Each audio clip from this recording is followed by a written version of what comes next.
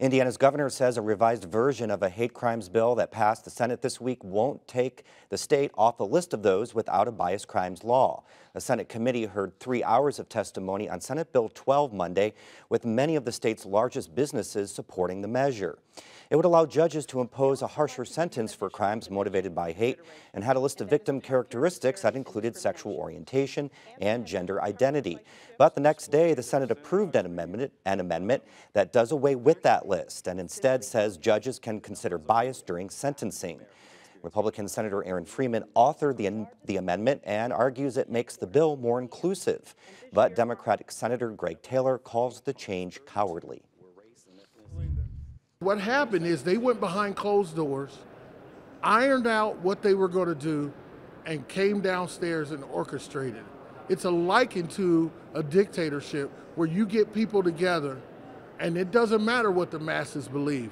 We're going to do it because we can.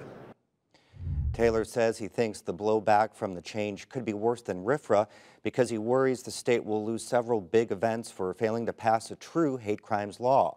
Now, Governor Eric Holcomb has repeatedly said hate crimes legislation should include a list of victim characteristics. He said in a statement he will continue to fight for the right outcome for citizens so legislature doesn't end up debating the issue again next year, which would be the 6th year in a row.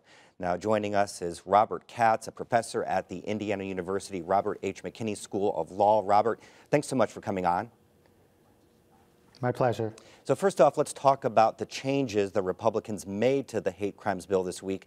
As we said, they changed the list of characteristics that makes a hate crime and put in the phrase bias. So why is that language problematic? Well, for starters, it's likely unconstitutional for violating the Due Process Clause. And this goes to one of the first principles of the rule of law, which is that people need to know what the law is before they can be punished for violating it.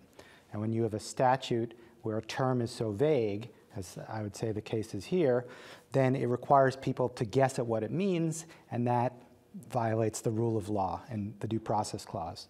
So the term they use here, bias, if you pick up, it's not a legal term, and literally if you pick up a law dictionary and you go to where the word should be, it either isn't there or it refers to something else. It refers to judges or jurors who can't or decide a matter impartially because they are personally invested.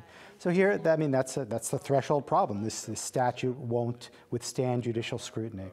So we have a real world example in Indiana right now. This week, the Marion County prosecutor filed murder charges against a man who police say shot and killed a Muslim man after yelling ethnic and religious insults. Now, the prosecutor says he can't charge the suspect with a hate crime given the current laws. So how would the prosecution of a crime like that be handled if the current version of hate crimes legislation becomes law?